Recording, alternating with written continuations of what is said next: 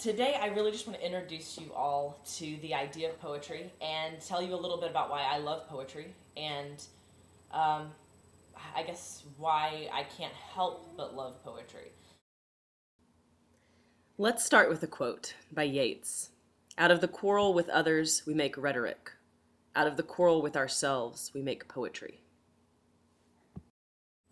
I love teaching AP language, right? AP language and rhetoric and argument and all of that. Because we create that out of our struggle with other people, with another individual. But there are some arguments that can't be made with another person. There are some arguments that are not with another person or with the world, even though they may seem to be that way on the surface. And these are arguments that are actually arguments within ourselves, things we're trying to puzzle out, things we're trying to figure out.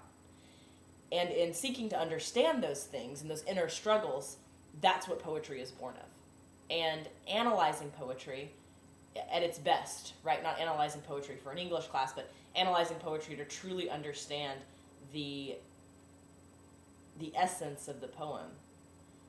That is a struggle with ourselves.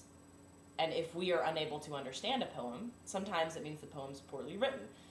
So if your best friend thinks that he or she is a poet and actually their poetry is really awful, you might read it and fail to understand the meaning of the poem, and the person might say to you, oh, well, you just don't understand because, it may just be the poem's not written very well. But when we talk about classical poetry, the masters, right, the major poets and the minor poets, we're talking John Donne and Shakespeare, and minor poets, A.E. Housman, a favorite of mine. The great poets, if we don't understand them, that means we need to go deeper. And that means that we need to struggle with ourselves and with the poem.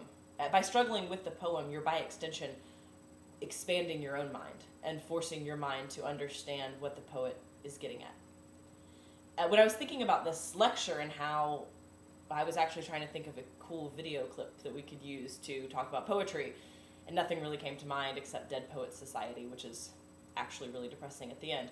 And then I started thinking about this idea of bending your mind and how the struggle to understand a poem is a struggle to change ourselves. And The Matrix actually came to mind. I'm a product of the 90s, right? Born in the 80s, but The Matrix was the brand new cool thing my senior year of high school.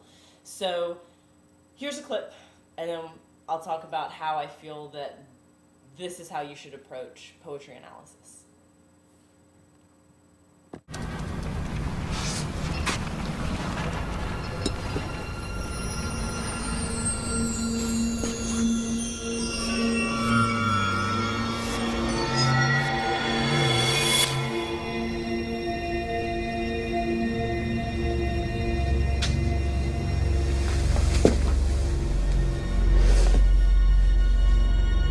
Do not try and bend the spoon. That's impossible. Instead, only try to realize the truth. What truth? There is no spoon. There is no spoon? Then you'll see that it is not the spoon that bends, it is only yourself.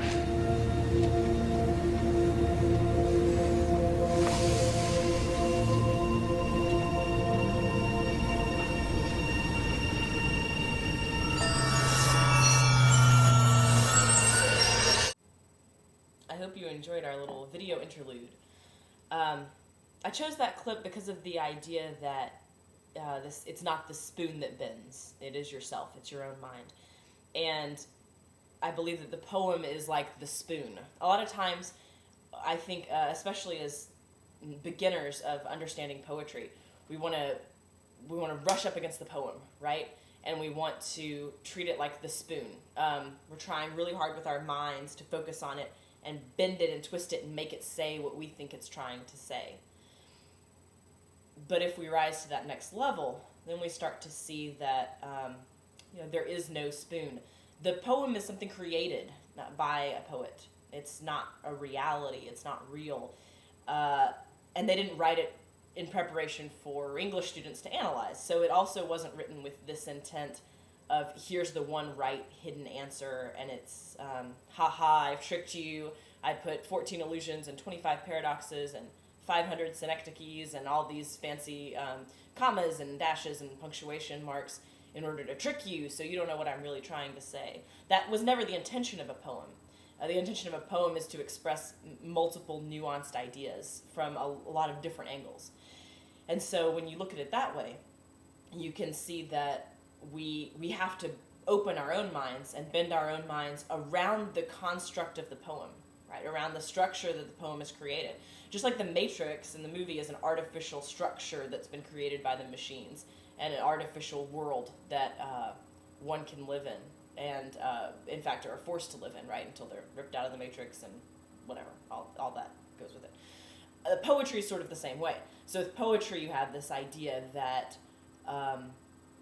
there are certain rules that are set in a poem, right? The form that the poet has chosen, and the stanza breaks, and these allusions, all of these other things come together, and those are the rules in which the poet wants you to live. But at the same time, you're recognizing that that's not reality. That's an artificial construct created by the poet. And if we can get our minds inside of that construct, right, wrap our minds around the construct of the poem, then we can understand the reality. We can understand the idea the poet's trying to get across to us. So. Fire and Ice by Robert Frost. Some say the world will end in fire, some say in ice. From what I've tasted of desire, I hold with those who favor fire. But if it had to perish twice, I think I know enough of hate to say that for destruction ice is also great, and would suffice. In the first two lines, Frost repeats some and the opposites, fire and ice, to marry these two lines together, and, by extension, these two ideas. We know from his use of repetition that this will be a poem of juxtaposing contrasts, that the focus of the poem will be fire versus ice. In lines 3 to 4, look at the rhyme scheme. In poetry, we use letters to indicate what lines rhyme with which other lines. For instance, fire in line 1 gets an A assigned to it. Then, every other line that ends a word rhyming with fire also gets an A. In this case, that means lines 3 and 4 also get assigned A. In lines 3 and 4, the end of the lines rhyme, desire and fire. By rhyming these two lines, Frost effectively bonds the image of fire with the idea of desire. Then, look at the rhyme scheme in the rest of the poem, BCBCB. Here, Frost's alternating rhyme scheme binds together lines 5 through 9. In those lines, we have ice linked to the idea of hate.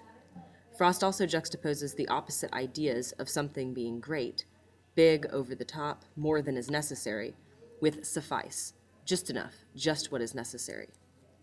Frost's poem introduces us to an artificial structure, repetition of words, use of opposites, images and ideas, and rhyme scheme. By bending our mind to enter into Frost's construction of the poem, we are able to better comprehend the meaning of his poem, and, for the purposes of this course, able to write a better essay. Hopefully you've enjoyed this brief introduction to poetry. There's more to come. Thanks so much, and I'll see you in class.